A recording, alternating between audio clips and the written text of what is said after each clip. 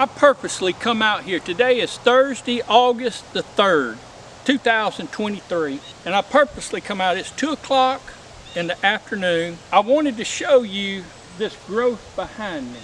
And if you'll notice, it's full, it's green. Looks like it's pretty much thriving. And this is in the heat of the day.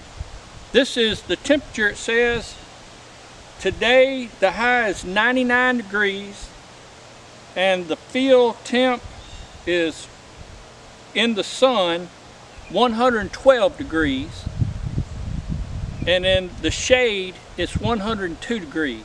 But I wanted to show that this behind me seems to be doing all right. Now you got to ask yourself why. Now look at this ground. This is my grass. A little over 2 weeks ago we had some rain, but it wasn't really a measurable amount of rain.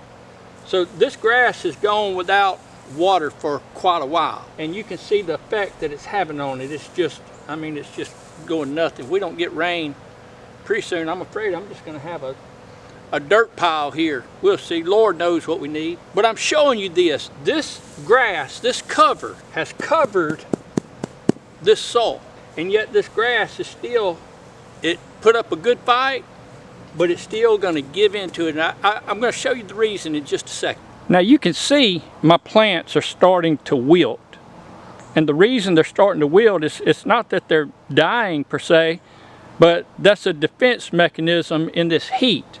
And they're doing all they can to preserve their energy for when it cools off. As you can see in the shade here, the plants aren't quite as wilted. This eggplant is kind of bad, but it's because I replanted it. I had to move it to rearrange my garden a little bit, so it hadn't fully recovered from that. Got a lot of little bug bites and stuff on it. I believe as a result of just getting weak. If you'll notice in the shade, the plants they don't look as droopy, do they? And it's because it's cooler. It's cooler in the shade. You might say, well, it's because they got more water. They do. They got water. You can see this soil here. I have watered for the last 2 weeks, morning and evening, just to keep or retain some moisture in the ground. But I don't think that's the case, and I'm going to show you why. I don't have a temperature gauge to measure the heat of this, but it's almost where you can't even touch it. And so the first little bit of this soil is hot, but it's still got moisture in the ground. If I dig down just a little bit, you see I've got moisture in the ground. But that really don't matter because the heat is so intense.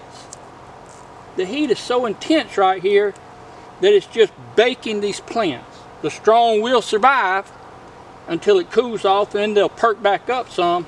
But it's got me to thinking. I decided to get in the shade. It's got me to thinking that there's something to the cover. There's something to the keeping the ground a little bit cooler. Now there's instances where that you really need the soil to heat up. Certain times of year when plants are germinating and all that, you want the plant or you want the soil to heat up. But you don't want 100 degrees or over feel-like temperature baking your plants all the time. You go back to the part I showed where this area by the house here is just full and lush, and it's got a lot of, looks like it's got a lot of life to it. The only thing I can think of is that it is shaded out the soil where the soil is not as hot, and therefore it's not baking all those microorganisms in the soil and causing them to die. They're more prolific in the cooler soil than they are in the baked soil. So basically I want to implement a system where my garden is covered and gets sun, but the soil stays cool underneath it.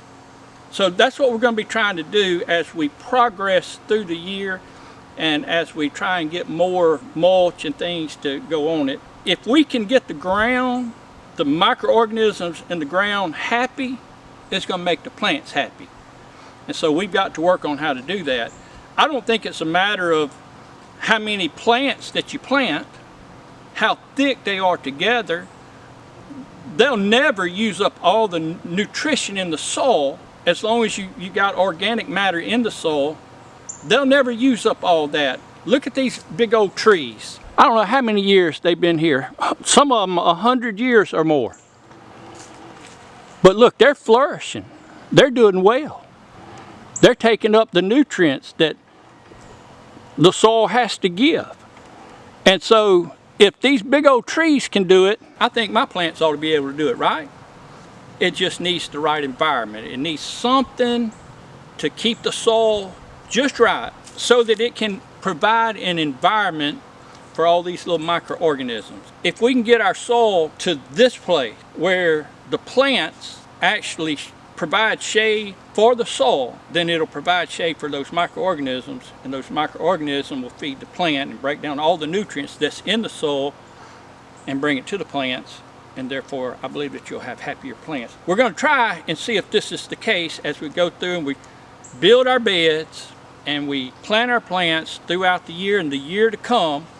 Hopefully this will all bear out, and hopefully it will prove to be true. God bless. Hope y'all have a great day.